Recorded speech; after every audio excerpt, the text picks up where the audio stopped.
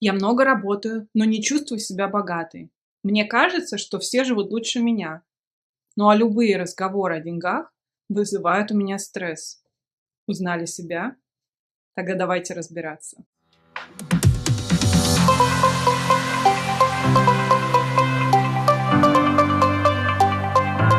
Добро пожаловать в женское сообщество Монами.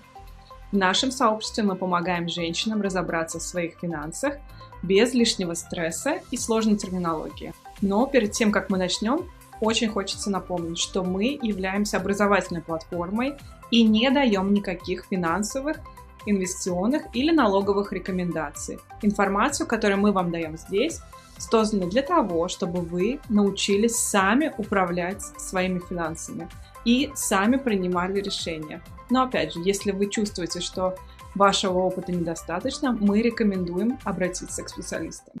И начать твое обучение мне бы хотелось с очень важной темы. Изначально можно подумать, что эта тема совсем не связана с финансами.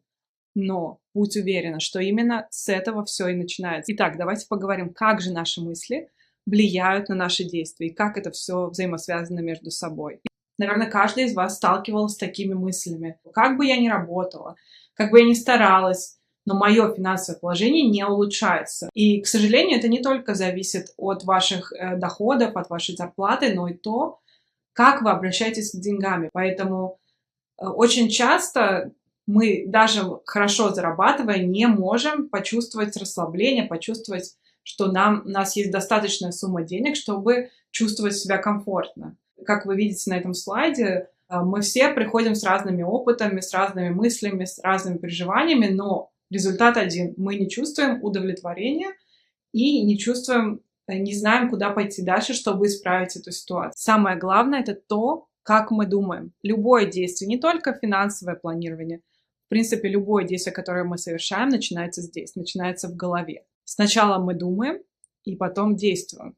Достаточно простая концепция на самом деле, но очень часто мы об этом не задумываемся. И чтобы что-то изменить в нашей жизни, сначала нужно поработать со своим мышлением, со своими мыслями.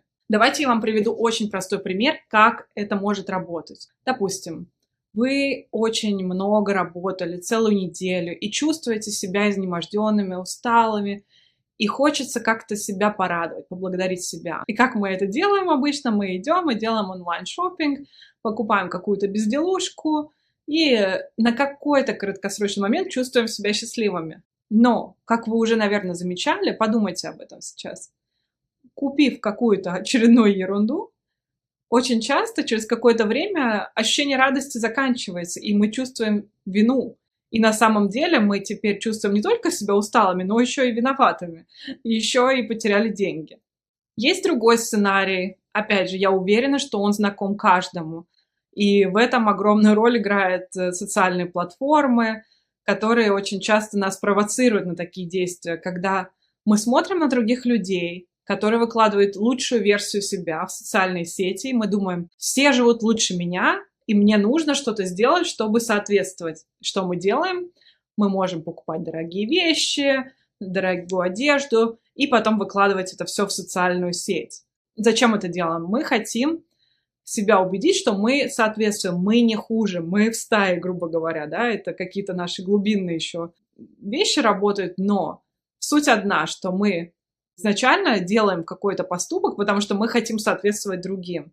Но на самом деле нам, может быть, даже это и не интересно.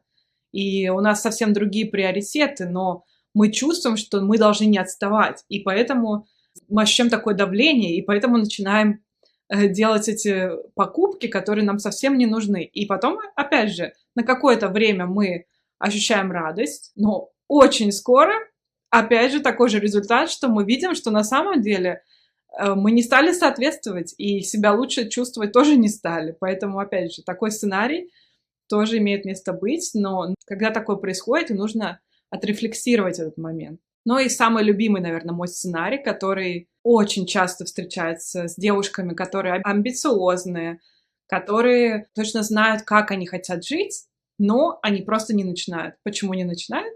Потому что они боятся ошибиться. Это защитный механизм, который на самом деле не такой и плохой. Просто в каких-то ситуациях это нам немножко может и мешать. И что происходит? Мы в голове понимаем, окей, если я хочу достичь какой-то цели, мне нужно откладывать, мне нужно перестать покупать ерунду, и, пожалуйста, все у нас будет все хорошо. Но проходят дни, и мы идем по старой программе, по старому сценарию, и повторяем наши ошибки, себя потом виним после этого, и продолжаем как бы бежать по кругу.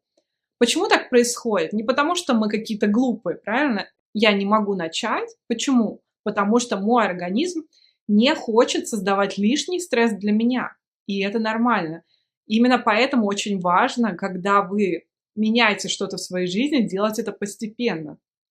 Например, когда мы хотим улучшить свою фигуру, мы можем перестать есть на целую неделю, только пить кефир, есть листья салата и все. Но через неделю что получится, вы сами можете представить. Ничего хорошего. Поэтому любые изменения в нашей жизни должны происходить постепенно. Мы должны действовать, идти маленькими шажками, а не сразу идти и начинать все менять и создавать огромный стресс для своего организма. Это тоже нужно учитывать. И именно это является одной из причин прокрастинации. Давайте подумаем, почему так происходит. Кто-то из нас предъявляет слишком завышенные требования к себе и боится ошибиться. А если вы что-то начинаете, просто невозможно сделать это идеально. И поэтому, предъявляя к себе требования, окей, я должна идеально планировать свой бюджет, я должна идеально инвестировать, найти лучшее портфолио, и вообще быть супергуру и завтра стать богатой и успешной. Но так не работает. Это слишком завышенные требования. Все постепенно, все возможно, но постепенно. Это очень важно учитывать. У меня для вас есть отличная новость. Все это решаемо. И самое главное, как я и говорила, это работа с нашими мыслями. Как только мы начнем рефлексировать, замечать за собой какие-то определенные сценарии, которые мы проходим снова и снова, мы можем начать менять свое финансовое положение.